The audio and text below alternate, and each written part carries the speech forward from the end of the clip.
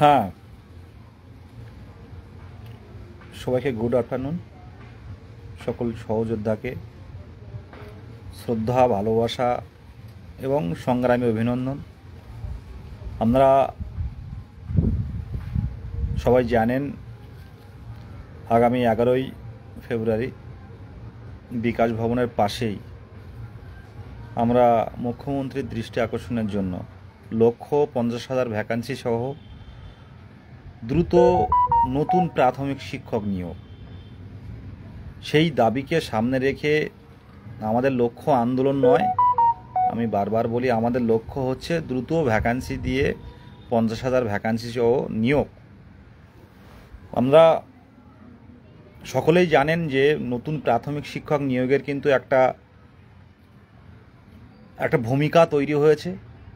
প্রাথমিক শিক্ষক নিয়োগ হবে, কিন্তু কবে হবে এবং শূন্যপদ কত হবে সে বিষয়েও কিন্তু চিন্তাভাবনার আছে। আমরা দেখেছেন ঝাড়খণ্ডের কত ভ্যাকান্সি দিয়েছে, বিহারে কত ভ্যাকান্সি দিচ্ছে। তো সেই জায়গায় দাঁড়িয়ে বিধানসভা ভোট একটা বড় ফ্যাক্টর। আর আজকে আপনারা আজকাল রায়টা দেখলেন দিল্লির। আমরা কোনো রাজনৈতিক সংগঠন নয়, কিন্তু আমাদের বঞ্চনার বিরুদ্ধে কথা বলতে গেলে কিছু কিছু কথা আমাদের বলতে হয়। যে দীর্ঘ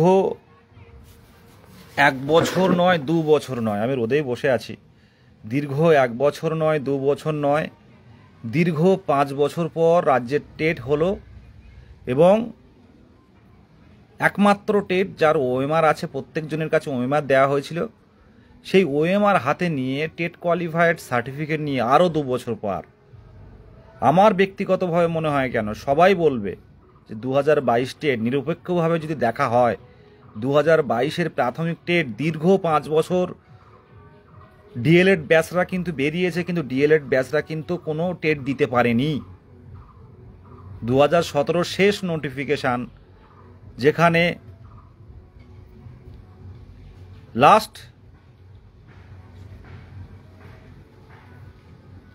17-19 যারা ফর্ম ফিল আপ করেছিল, 17-19 লাস্ট ডিএলএড প্রশিক্ষণপ্রাপ্ত ট্রেনিং যারা দিয়েছে, তারা কিন্তু 2017-এ ফর্ম ফিল আপ করতে পেরেছিল।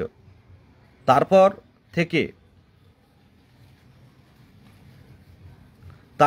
কিন্তু কেউ ফর্ম ফিল আপ করতে পারেনি। সেই জায়গায় দাঁড়িয়ে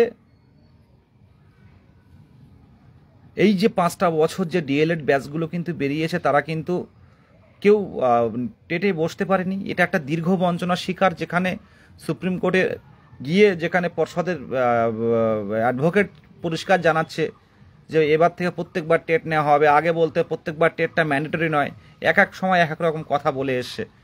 সে যাই হোক, এইসব বিষয়ে যাচ্ছি না। উত্তীর্ণ যারা আছে সকলের নিয়োগের দাবি প্রথমে ছিল, এখনও একই রকম থাকছে, কারণ দীর্ঘ বঞ্চিত অনেকেই কোয়ালিফাই করেছে, যাদের বয়স অলরেডি নেই, তারা বর্তমানে যে নতুন করে যারা ডিএলএড বা যারা করোনার সময় মাধ্যমিক উচ্চ মাধ্যমিক পাস করে যারা কোয়ালিফাই করেছে, তাদের সাথে এরা কম্পিটিশনেও পারবে না। একমাত্র পথ হচ্ছে নতুন করে বড় একটা ভ্যাকান্সি না দিলে কিন্তু কোনো দিকে এক শ্রেণী বঞ্চিত থেকে যাবে, নতুনরাও থাকবে, নতুনরাও বঞ্চিত হবে যদি ভ্যাকান্সি না থাকে। অনেকে দেখেছেন 26-27 করেও কিন্তু অনেকে কিন্তু 2017-র মেরিট লিস্টে কিন্তু ঢুকতে পারেনি। তো সেই জায়গায় দাঁড়িয়ে মোট কথা হচ্ছে কি, গতবারের 2022-এর রিক্রুটমেন্টে আপনার মেরিট যে কত বেশি 35 হোক আর 33 হোক সেটা ফ্যাক্টর নয়, এটা সম্পূর্ণরূপে নির্ভর করে ভ্যাকান্সির উপরে। তো সেই জায়গায় দাঁড়িয়ে এই লক্ষ্যগুলো একমাত্র মুখ্যমন্ত্রীর সামনে আনতে হবে। আমাদের যে লক্ষ্য, আমাদের যে বঞ্চনার কথা, সেটা বিভিন্নভাবে আমরা আনার চেষ্টা করছি। তবে ভাবতে হবে ছাত্রদের নিয়ে, ভাবতে হবে চাকরি প্রার্থীদের নিয়ে, কেন আন্দোলন করছে এর গোড়াটা বুঝতে হবে, যে আন্দোলনটা কেন হচ্ছে, তাদের কথা কি, সবাই সব কিছু জানেন। আমরা একটা জায়গা পেয়েছি, খুব খারাপ লাগে যে এই 5 ঘন্টার জন্য আমরা ধর্ণা দেব, তার জন্য কোর্ট থেকে পারমিশন নিতে হচ্ছে, পুলিশ দায়িত্ব নিতে পারছে না, এটা খুব লজ্জাজনক ব্যাপার। সেই জায়গায় দাঁড়িয়ে আমি চাইব উত্তীর্ণ যারা আছে তারা শান্তিপূর্ণভাবে আসুন। আপনাদের যে স্টলগুলো বলা ছিল, লাগছে, যে শিল্পর কথা বলা ছিল, আপনাদের টেট কোয়ালিফাইড, কেউ এমএ কোয়ালিফাইড, কেউ বিএসসি কমপ্লিট করেছেন, করে আপনারা বিভিন্ন মাধ্যমে আমাদের মুখ্যমন্ত্রীর দৃষ্টি আকর্ষণের জন্য যে টেলিগ্রাম মিটিং হলো, আপনারা জানেন ভালো করে, যে বিভিন্ন স্টলগুলো আমরা দিতে পারি। বিভিন্ন স্টল, চায়ের দোকান, ঘুগনি, তারপর আপনার ছোলা মুড়ির দোকান, এইসব প্রত্যেকটা যে আমরা দীর্ঘদিন অপেক্ষা করে টেট দিলাম, 5 বছর অপেক্ষা করার পর টেট দিলাম, উত্তীর্ণ হয়ে আরও 2 বছর পর কেউ এমএসসি, কেউ বিএসসি, কেউ বিএ, কেউ এমএ, কেউ ডিএলএড, আবার কেউ আলাদা করে বিএডও কমপ্লিট করেছে। এর মধ্যে টেট কোয়ালিফাই করলাম, প্রশিক্ষণপ্রাপ্ত হয়ে টেট কোয়ালিফাই করলাম, তারপরে এখন চা মুড়ির দোকান, তারপরে এখন ঘুগনি রুটির দোকান, এগুলো ভালো হয়তো ইনকাম হবে, কিন্তু এই এতদিন 5 বছর যোগ 2 বছর 7 বছর অপেক্ষা করে এখন কি আর চায়ের দোকানে মন দাঁড়াবে? তো এগুলো বিভিন্নভাবে ফুটিয়ে তুলতে হবে। মোট কথা, আমরা কোনো রাজনৈতিক সংগঠন নয়, আমরা হবু শিক্ষক আগামী দিনের, এবং শিক্ষকতার যে যোগ্যতা নির্ধারণ পরীক্ষা, সেটা কিন্তু অলরেডি এনসিটি গাইডলাইন মেনে যে পরীক্ষা হয়েছে তা কোয়ালিফাই করে আছি। সুতরাং আমরা আমাদের পিসফুলি যে ডেমনস্ট্রেশন, এটা সুন্দরভাবে ফুটিয়ে তুলব। ছোট ছোট স্টল দেওয়া হবে, আপনারা যারা দেবেন কমেন্ট করতে পারেন, যারা স্টল দেবেন সেটা আপনাদের সামনে লিখে নিয়ে আসবেন প্ল্যাকার্ড দিয়ে, যে আমি এই মনে করুন Ram Mondal MA, BA, DElEd, TET qualified, এরকম পরপর কাগজে লিখে নিয়ে আসবেন, নিয়ে সেটা সামনে এরকম ঝুলিয়ে রাখবেন, স্টল নাম্বার এত বলে। একটা প্রতীকী একটা প্রতিবাদ, যে দীর্ঘ 5 বছর আমাদের প্রতিশ্রুতি দিয়ে রেখেছিলেন, মানে 5 বছর অপেক্ষা করেছিলাম, টেট কোয়ালিফাই করলাম রাত জেগে পড়াশুনো করে, তারপর আমাদের দ্রুত রেজাল্ট পাবলিশ করে প্রতিশ্রুতি দিয়ে রাখলেন যে টেট পাস কেউ বসে থাকবে না, বছরে 2 বার নিয়োগ হবে। কিন্তু 2 বছর পেরিয়ে গেল, নিয়োগ তো দূর, আমাদের নিয়ে কোনো পদক্ষেপ নিলেন না। আর আইনি জটিলতার কথা বলছেন, আইনি জটিলতা যেগুলো হয়েছে কাদের কারণে হয়েছে সে বিষয়গুলো আগে ক্লারিফিকেশান দরকার। কিন্তু আমাদের একটা কথা আছে না, যে ছোটো মুখে বড় কথা হয়ে যায়, তা ব্যাপারটাই এই ক্লারিফিকেশান আমরা চাইলে, আমরা যেহেতু প্রাথমিক শিক্ষক, আমাদের এত বড় কথা মানায় না, যে আইনি জটিলতাগুলো তৈরি হচ্ছে কি কারণে আইনি জটিলতাগুলো কেন আসছে, কোথাও না কোথাও কোনো না কোনো নিয়ম ভায়োলেট করা হয়েছে বলেই তো আজকে জটিলতা। তো এইসব বিষয়ে যাব না।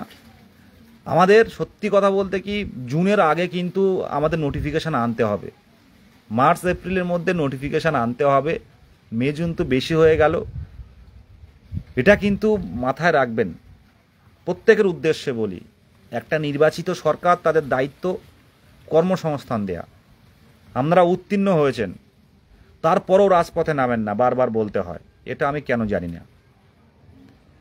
এটা কেন নামতে হয়, বলতে হয়, বারে বারে রিকোয়েস্ট করতে হয়, কেন গ্রুপ মিটিং করতে হয়, জেলা মিটিং করতে হয়, 23 জেলার একসাথে মিটিং করতে হয়, প্রত্যেকটা অ্যাডমিনদের বলতে হয়, কিন্তু কেন? প্রত্যেকের উদ্দেশ্যে বলবো, হ্যাঁ, ডিএলএড কেন করানো হচ্ছে, একদমই তাই। ডিএলএড প্রশিক্ষণ নিতে গেলে একটা বেসরকারি কলেজে, সেগুলো কারা, বেসরকারি কলেজের রেজিস্ট্রেশন কারা দিচ্ছে? West Bengal board of primary education. কলেজগুলো বাড়ানো হচ্ছে, ডিএলএডটা কী কারণে? যদি না টেট হয় প্রত্যেক বছর, যদি না সেই টেট উত্তীর্ণদের নিয়োগ না হয়, এটা বলতে হবে, প্রতিবাদের ভাষা তুলতে হবে। এখানে আপনার নিজের স্বার্থে আসবেন, কে এলো, কে কোন গ্রুপে থাকলো, কে থাকলো না, এটা ফ্যাক্টর নয়। যদি নিজেকে বঞ্চিত মনে করেন, রাজপথে আসুন। এখানে কোন গ্রুপ কোথায়, কার বাড়ি কোন ডিস্ট্রিক্টে, এটা ফ্যাক্টর নয়। ইউটিউব দেখে আসুন, ফেসবুক লাইভ দেখে আসুন, শিয়ালদায় 10টার মধ্যে ঢুকুন, 10:30টার মেট্রো কিন্তু আমরা ধরবো, যেহেতু ওখানে একটা স্টল দেওয়ার চিন্তাভাবনা প্রত্যেকেরই আছে। আপনারা যারা দেবেন একটু কমেন্ট করতে পারেন, পরে আমরা কমেন্ট দেখে নেব, কমেন্ট এবং জেলার নাম, তারপরে আমরা হোয়াটসঅ্যাপে কন্ট্যাক্ট করে কি স্টল দেবেন, কি করতে হবে, সব বিষয়ে বলে দেব। স্টল কিন্তু দিতে হবে। আমরা টেবিল যদি না পারি, আপনারা বাড়ির থেকে যদি কোনো ওই পাকাটি বা কঞ্চি জাতীয় কোনো একটা স্টেজ একটা মতো করে তার উপর রাখলেন, কেউ চপ শিল্প করবে, কেউ চা শিল্প করবে, কেউ ছোলা মুড়ি বাদাম, কেউ মুড়ি মাখা, এগুলো কিন্তু করবে, ওটা দেখাতে হবে। আমরা মানে আমাদেরকে বলা হয়েছিল বসে থাকবে না, সবাই চাকরি পাবে, কিন্তু এতদিন পর্যন্ত বসে থাকার পর এখন যদি বলে 10 লক্ষ শূন্য পদ আছে, বিভিন্ন সরকারি দপ্তরে 10 লক্ষ শূন্য পদ। এখন বলছে চাকরির পিছনে, চাকরির প্রসেসটা অনেক, চাকরির প্রসেস অনেক, তো চাকরির পিছনে না ছুটে এতে ভালো ইনকাম। তো আমার কথা, আমি বেশি কথা বলবো না, অনেক কিছু বলতে পারি আবার কিছু বলতে পারি না। আমার কথা হচ্ছে 10 লক্ষ শূন্য পদ আছে, প্রাথমিকে 50,000 শূন্য পদ রয়েছে। তো শূন্য পদ থাকা মানে তো সেখানে ডিপ্রাইভ হচ্ছে বাচ্চারা, বাচ্চাদের মানে যে ম্যান্ডেটরি বাচ্চাদের বাধ্যতামূলক শিক্ষা, মৌলিক শিক্ষা যেটা, তার থেকে তো এটা ক্ষতিগ্রস্ত হচ্ছে। মানে অলরেডি আর্টিকেল 21 এটা ব্রেক করা হচ্ছে। এটা বললেও অনেক কথা, মানে যে মুখে শুনতে পাচ্ছি 10 লক্ষ শূন্য পদ আছে সরকারি দপ্তরে, সেই একই মুখে শুনতে পাচ্ছি যে একটা সরকারি পরীক্ষায় অনেক প্রসেস থাকে। তো আমাদের সে কথার ভিত্তিতেই বলছি, আমরা কিন্তু প্রসেস পেরিয়ে এসেছি। আমাদের যে প্রসেস থাকে, আপনার 50% না হলে আপনি ডিএলএড করতে পারবেন না, অনেকেই তো করতে পারছে না 50% নেই বলে। আর হচ্ছে আপনার ডিএলএড কোয়ালিফাই করলেই আপনি টেট, মানে আপনি ইন্টারভিউয়ে আসতে পারবেন না, কারণ আপনার টেট উত্তীর্ণ হতে হবে, টিচার এলিজিবিলিটি টেস্ট উত্তীর্ণ হতে হবে। ফার্স্ট পার্ট কিন্তু আপনার 50% নাম্বার এসেছে হায়ার সেকেন্ডারিতে। সেকেন্ড হচ্ছে ডিএলএড পূর্ণ প্রশিক্ষিত হলেন, ডিপ্লোমা ইন এলিমেন্টারি এডুকেশান, তারপর টিচার এলিজিবিলিটি টেস্ট। আপনার 3টে পার্ট কিন্তু পেরিয়ে এসছেন, আপনি কিন্তু 3টে পার্ট পেরিয়ে এসছেন আমি। তো আমাদের প্রসেসটা কিন্তু এগিয়ে, শুধু একটু ইন্টারভিউটা বাকি। ইন্টারভিউ সাথে সাথে আমার মেরিট লিস্ট তৈরি হবে। তো মুখ্যমন্ত্রীর কথা থেকে, মাননীয় মুখ্যমন্ত্রীর কথা থেকেই বলছি যে চাকরির পরীক্ষা, হ্যাঁ অনেকগুলো ধাপ রয়েছে, কিন্তু সেই ধাপ সবগুলো পেরিয়ে এসে আমরা চূড়ান্ত পর্যায়ে আছি, আমরা শেষ ধাপে আছি, আমরা শুধুমাত্র ইন্টারভিউ।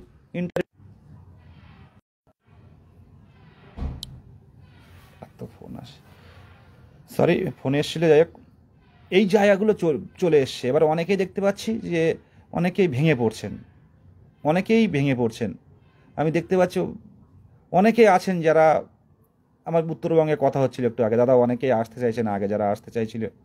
আমি একটাই কথা বলবো যে আপনার লক্ষ্য ঠিক রাখুন, লক্ষ্যটা ঠিক রাখুন। অনেকেই কিন্তু স্থির যে আমি যাব, এবং জিনিসপত্র কিন্তু অলরেডি গুছিয়ে ফেলেছে যে আমি স্টল দেবো, ওখানে চাকরি পাবো আমরা।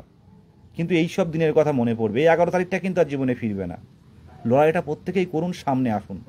যারা 26,000, যাদের চাকরি যাওয়ার অবস্থা তৈরি হয়েছে, তারা 26,000 থেকে একজনও বাদ যায় না, প্রত্যেকেই পথে নামে। অনেক আছে, অনেকে ছোট্ট বাচ্চা নিয়ে কিন্তু চলে আসছেন, যার চাকরিটা চলে যেতে পারে। কিন্তু আপনি চাকরি পাবেন আর তাদের চাকরি চলে যাবে, এটা মাথায় রাখবেন। চাকরি চলে যাওয়াটা কিন্তু অনেক চাপের, কিন্তু চাকরি পাওয়াটা কিন্তু অনেক কঠিন। মানে সেই ইন্টারভিউ একটা প্রশ্ন আছে না, দরকার আর প্রয়োজনের মধ্যে পার্থক্য কি? আপনারা সবাই জানেন বলতে গেলে, যে দরকার আর প্রয়োজন। আমার একটা অনলাইন ক্লাসের জন্য একটা ভালো মোবাইল প্রয়োজন, আর দরকার মানে এখন আমার মাথার যন্ত্রণা করছে, একটা ওষুধ দরকার। এই দরকার আর প্রয়োজন আমি যেটুকু জানি। তো আমাদের চাকরিটা কিন্তু প্রয়োজন, দরকার না। এটা লং লাইফের জন্য, ফিউচারের জন্য কিন্তু প্রয়োজন, দরকার নয় চাকরিটা। এটুকুই বলার, প্রত্যেকের উদ্দেশ্যে বলবো, তৈরি থাকুন। যারা বেসরকারি কাজ করেন, যারা বিভিন্ন অফিসে কাজ করেন, আসুন। আর যারা টিউশনি পড়ান, ওই দিনটা ফাঁকা রাখুন। 10টায় শিয়ালদায় আসুন, 10টা 10:30টার মেট্রো ধরবো আমরা। যারা উত্তর 24 পরগনা এই সাইড থেকে যাবে, আপনারা বিধাননগর, মানে সব শিয়ালদায় আসুন। শিয়ালদা মেট্রো থেকেই আমরা একসাথে বেরোবো ওখান থেকে। সবাই শিয়ালদায় জমায়েত করুন। আর রিকোয়েস্ট করছি, একদম ফুললি রিকোয়েস্ট করছি যে স্টলগুলো দিন। গতবারে আমাদের পূর্ব বর্ধমান থেকে ব্রহ্মা, ও সারা গায়ে মুখে কালি মেখে এসেছিলো, কালো গেঞ্জি পরে এসেছিলো। তো এই সব দেখাতে হবে যে আমরা শিক্ষক হয়ে কেন রাজপথে নামতে হবে, আমাদের সমস্যাটা কোথায়। আমরা নিজের জায়গা থেকে সবাই তো, আমরা যেহেতু শিক্ষক, আজ বাদে কাল আমরা স্কুলে ঢুকবো, তো হাতের কাজটা কিন্তু জরুরি। প্রত্যেকে কিছু না কিছু করে নিয়ে আসবেন, কিছু না কিছু আলাদা করে। হয়তো কেউ বলছে না, আমরা কেউ বলছি না, কিন্তু প্রত্যেকেরই কিন্তু এটা দায়িত্বের মধ্যে পড়ছে, রেসপন্সিবিলিটির মধ্যে পড়ছে। কে আসলো কে আসলো না, কে কোথায় আছে বা নেই, এটা ফ্যাক্টর নয়। আপনার নিজের জন্য আসবেন। লড়াইটা আমিও যেমন চাকরি করব, আপনিও করবেন। যখন মেরিট লিস্ট তৈরি হবে, যখন মেরিট লিস্ট অলরেডি আপনি যখন বাড়িতে অনলাইনে দেখবেন, ফার্স্ট টাইমে ইন্টারভিউ দিয়ে আসলেন, তার কয়েক মাস পরে যে আজ লিস্ট বেরোবে, বা আপনি দেখতে পাবেন আপনি মেধার ভিত্তিতে আপনি কোন স্থানে আছেন, তো সেই জায়গাটা কিন্তু আপনি বন্ধুর নাম দেখবেন না, সেই জায়গাটা কিন্তু আপনার রোল নাম্বারটা মনে থাকবে। আপনি যে এনরোলমেন্ট নাম্বার থাকবে যে ইন্টারভিউ যাওয়ার আগে, তো আপনি কিন্তু সেটা আগে মা মা বলে ভগবানের নাম, আল্লাহর নাম, ঈশ্বরের নাম, গড়ের নাম বলে কিন্তু আপনার ডিজিটটা বসাবেন। সেখানে কিন্তু বন্ধুবান্ধব থাকবে না। তাই লড়াইটা নিজের স্বার্থে আসুন। এত কিছু বলা, বুঝুন যে আজকে যদি আমরা হারিয়ে যাই, এই ধর্নাটা তো কোনোভাবেই হচ্ছিল না। আমি জোর করে, সুভাষ লাইভ দেখছে, সুভাষও বারবার বলছিল বিদেশে একটা কিছু করার দরকার আছে।